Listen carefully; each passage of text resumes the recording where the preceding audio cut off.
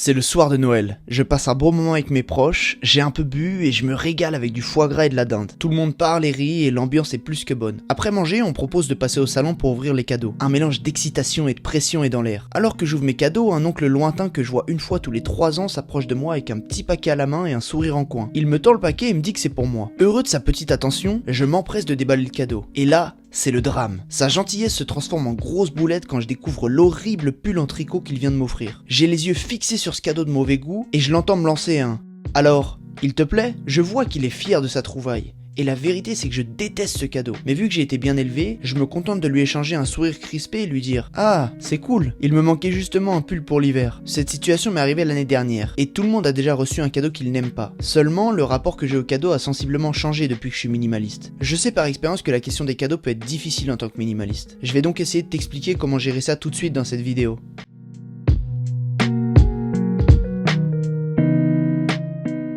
Recevoir un cadeau inutile ou que tu n'apprécies pas est une question pour le moins épineuse. Même en faisant preuve de pragmatisme, c'est compliqué de dire à une personne que t'aimes pas son cadeau. Imagine-moi regarder mon oncle droit dans les yeux et lui dire que je vais sûrement jamais porter son pull moche. J'aurais vite cassé l'ambiance et je l'aurais vraiment vexé. Le problème devient encore plus gros si tu adoptes un mode de vie minimaliste. Déjà, tu n'utilises jamais ce cadeau et t'es pris d'une grosse culpabilité quand ton regard se pose dessus. En plus, il t'encombre au quotidien, ce qui n'est vraiment pas souhaitable. Tu te dis que si tu t'en débarrasses, ça fera de toi quelqu'un de méchant qui n'a aucune empathie. Ce cadeau devient un vrai boulet émotionnel et il te prend plus d'énergie qu'autre chose quand tu y penses. Pour régler ce problème, c'est intéressant de se pencher sur l'origine de ta culpabilité. Au fond de toi, ce qui t'empêche de te débarrasser d'un cadeau, c'est en réalité la réaction qu'aurait la personne si elle apprenait que tu ne l'as plus. On est tous programmés pour se sentir reconnaissant envers quelqu'un qui a fait un geste pour nous. Ce principe de réciprocité entre en jeu dans le cadre d'un cadeau. Donc, inconsciemment, tu veux remplir ta part du marché en gardant le cadeau et en lui accordant une place particulière dans ta vie. Tu penses que t'en débarrasser serait vu comme une trahison qui briserait ton lien avec la personne. Mais laisse-moi te poser une question. Toi par exemple, est-ce que tu te rappelles de tous les cadeaux que tu as offerts dans ta vie? Je te laisse y réfléchir quelques minutes si tu en as besoin. Je suis sûr que tu peux te remémorer d'une dizaine de cadeaux grand maximum. Partant de là, est-ce que tu crois que toutes les personnes qui t'ont offert un cadeau s'en rappellent? Il y a fort à parier que cet encombrement pèse sur ton quotidien alors que la personne n'y pense même plus. J'ai commencé à me débarrasser bien plus facilement des cadeaux inutiles quand je me suis demandé si la personne se souvenait me l'avoir offert. Donc désolé tonton, ton pull n'est plus dans mes armoires. Si jamais tu te retiens de te débarrasser d'un cadeau en disant que la personne va se vexer en l'apprenant, dis-toi que même si c'était le cas, il faudrait remettre en question votre relation. Si la seule chose qui vous lie c'est l'achat de biens matériels, c'est qu'il y a un souci de valeur entre vous. Même avec cette question en tête, ça reste pas trop souhaitable de jeter un cadeau, c'est pas agréable. Donc pour éviter d'avoir à te débarrasser de cadeaux inutiles, je te propose de régler le problème avant que ça n'arrive.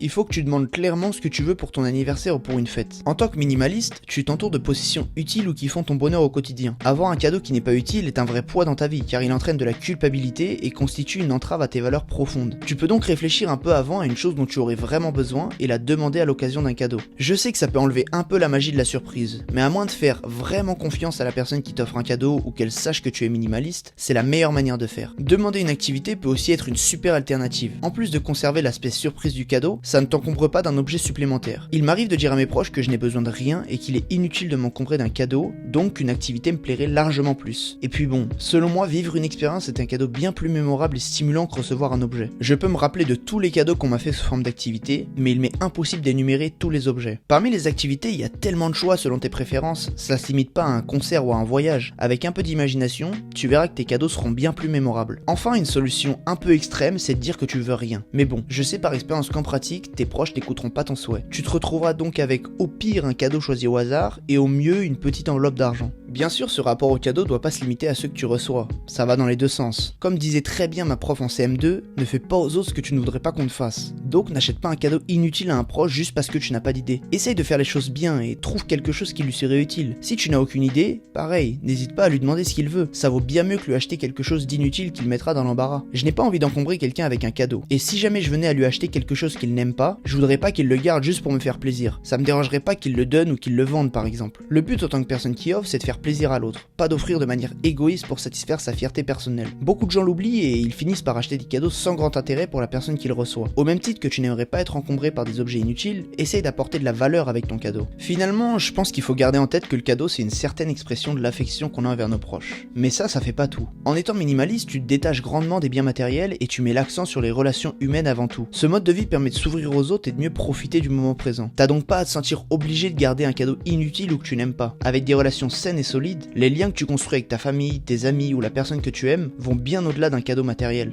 Voilà qui conclut cette vidéo sur la question des cadeaux dans la vie d'un minimaliste. J'aimerais beaucoup savoir quels sont les cadeaux inutiles que tu as déjà reçus. Dis-moi ça en commentaire pour qu'on rigole un peu. Tu peux aussi me dire ce que tu as pensé de mes conseils et partager d'autres astuces si tu en as. N'hésite pas à t'abonner à la chaîne, à me laisser un petit like et à partager la vidéo. Ça me ferait vraiment plaisir et ça me fait avancer dans mon travail. Tu peux aussi faire un petit tour sur mon Instagram, le lien est en description. J'y partage du contenu quotidiennement. Là-bas, tu retrouveras des photos minimalistes, des conseils et des astuces pratiques. Ah, et au fait, je me rends compte que je te l'ai jamais dit, mais je sors une vidéo chaque vendredi à 18h. Comme ça, tu le sais. Donc de mon côté, je te dis à la semaine prochaine pour une nouvelle vidéo minimaliste.